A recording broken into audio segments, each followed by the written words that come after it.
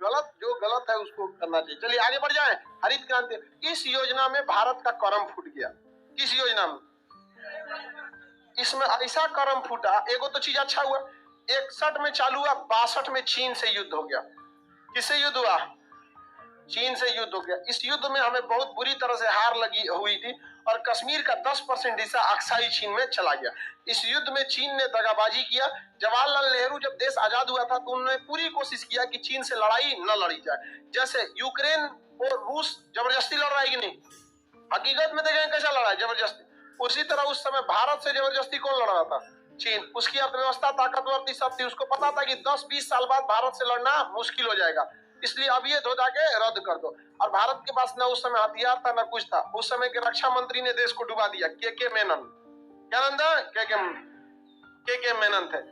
ये इन्होंने देश को क्या कर दिया? डुबा दिया। बहुत डरपोक आदमी था के मेनन, रक्षा मंत्री बना दिया। अजय, अब बता, जिसको चूहा से डर लगे तुम उसको रक्षा मंत्री बना दो, क्या होगा? आगे बढ़ जाए। 62 में किससे युद्ध हो गया? तब तक 65 में सूखा पड़ गया। क्या पड़ गया? सूखा पड़ गया। इसी में सूखा पड़ गया और इसी बीच मृत्यु हो गई किसकी? जवाहरलाल नेहरू। किसकी मृत्यु हो गई? जवाहरलाल नेहरू की मृत्यु हो गई। अब चीन युद्ध में दगाबाजी खाए थे जवाहरलाल नेहरू, इसी टेंशन से भी उनकी क्या हो गई? मौत हो गई। देखिए, अभी के वक्त में आप भले ये कह सकते हैं कि 62 के युद्ध नेहरू की गलती से हारा गया था, लेकिन उस समय हम लोगों के पास इतने हथियार भी नहीं थे जो चीन से मुकाबला कर सके। देश प्रेम अपने जगह पे है। अभी के वक्त में भी अगर देखेगा ना तो हथियारों के मामले में और पैसे के मामले में कौन आगे है?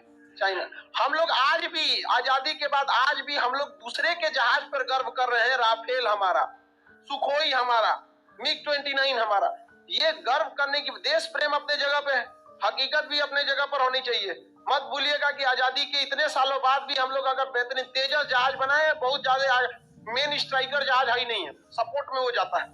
अच्छी जहाज है तेजस, उसका इंजन बाहर से आया, सब कुछ ठीक है। बट आजादी के बाद इतने दिन बाद भी अगर हम लोग को दूसरे पर निर्भर रहना पड़े तो ये देश के लिए सोचने की बात है, चिंता की बात है, क्योंकि मेन टाइम पे सप्लाई रोक दिया जाता है। देखते हैं रूस पे कैसे प्रतिबंध लगा दिया।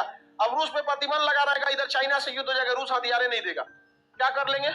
ये बहुत दिक्कत बात है यहाँ पर। आगे बढ़ जाए। ब्रह्मोस, हाँ अच्छी चीज है ब्रह्मोस।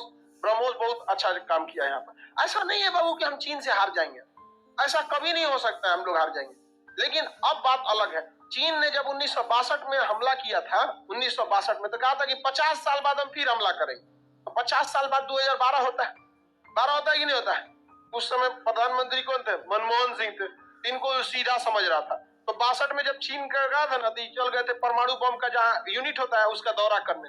सब ठीक ठाक है ना, जरूरत पड़ने वाला है। चाइना कहा कि रे यारी तो बुढ़ऊ बहुत खतरनाक निकला यार, हम कुछ बोलबो नहीं किए, चल गया कहां पर? परमाणु बम का दौरा करने यहाँ पर। इसको हम सीधा समझ रहे थे, है कि नहीं? तब तक 14 में कौन आ गए?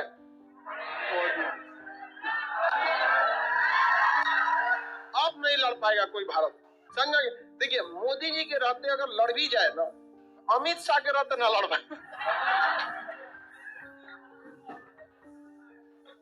मोदी जी तो नहीं सोचबो करते हैं, मत सोचेंगे, देखा जाएगा यहाँ पर कौन जी होगा। ज्यादा दिक्कत होगा तो चीन से विधायक आ जाएगा सब भारत में। आगे बढ़े। इसमें मृत्यु हो गई किसकी? जवाहरलाल नेहरू। देश में जवाहरलाल नेहरू, देखिए जवाहरलाल नेहरू को जब प्रधानमंत्री बनाया गया था, उस समय प्रधानमंत्री की रेस में सरदार पटेल भी थे, बट सरदार पटेल की आकस्मिक मृत्यु हो गई 1950 में।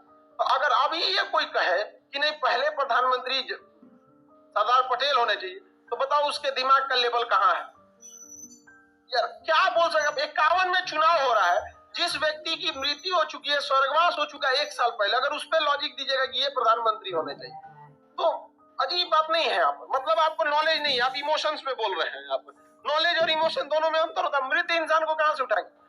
अब जवाहरलाल नेहरू को जिताने के पीछे एक और भी रीजन था। उस समय के बहुत ही प्रभावशाली नेता थे, यंग थे, एक लंबा कार्यकाल मिल सकता था, क्योंकि जब आजादी के समय पे ही अगर आप ऐसे इंसान को प्रधानमंत्री बनाएंगे जो बूढ़ा या बीमारी ग्रस्त हो, संक्रमण काल हो, वहां पर उस समय एक लंबे प्रधानमंत्री की जरूरत होती है कि जो योजनाओं को लंबे समय तक सस्टेन कर सके वहां पर।